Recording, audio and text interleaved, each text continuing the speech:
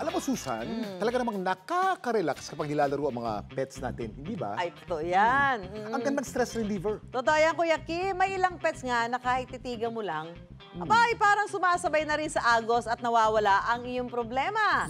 Yan ang buwan naman ng kwentong inalam ni Von Aquino. Sa mga gustong mag-alaga ng isda pero ayaw ng high maintenance, hindi na raw kailangan ng malaking aquarium pati oxygen. Kapag ang makukulay at mahahabang palikpik na betta fish ang inalagaan. Kaya ang 20 anyos na si Ralph Castro, mula sa 3 isda, umabot na raw sa 7,000 betta fish ang kanyang pinararami.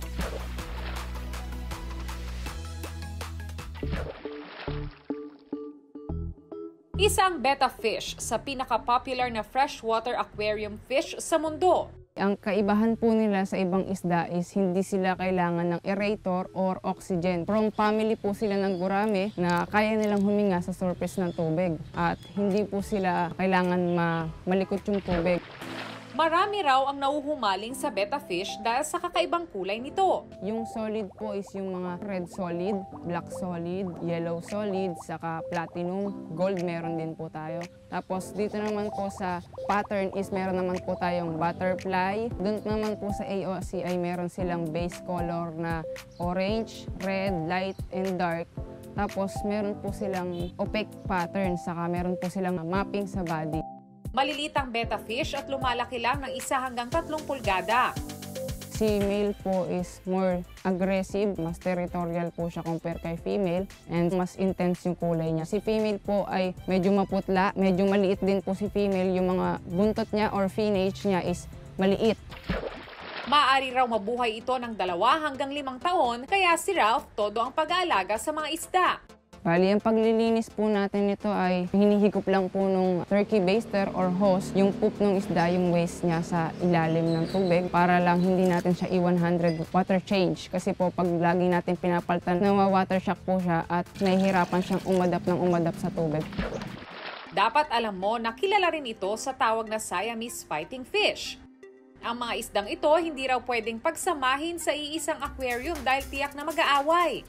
Bibilang lang po tayo ng 1 month to 2 months. Doon na po kasi sila mag-start mag-away-away. Nagiging territorial na po sila. Doon na po natin start yung jarring, which is i-separate na po natin sila sa mga kapatid nila at ilalagay natin sila sa separate container.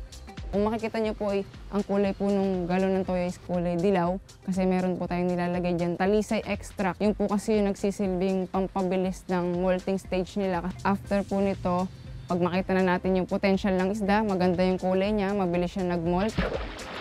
Nagkakahalaga naman ng 200 hanggang 3,000 piso ang presyo ng betta fish. Kadalasan pong nabili sa atin is yung mga kabataan na kasing edad ko po at yung mga titos po natin na nagko-collect po ng mga isda. Maganda po yung market ng isda. Bumibili po ako ng betta fish kasi po makakapagtanggal po siya ng stress.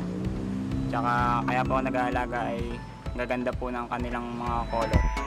Nawawala po yung stress ko. Kapag po nakikita ko po lalo kapag nag-flare po yung betta fish. Iba-iba man ang dahilan sa pag-aalaga ng isda, pantanggal stress o libangan. Palaging tatandaan na ang pag-aalaga nito ay kailangan ng atensyon at pagmamahal. Ako si Von Aquino at yan ang kwentong dapat alam mo.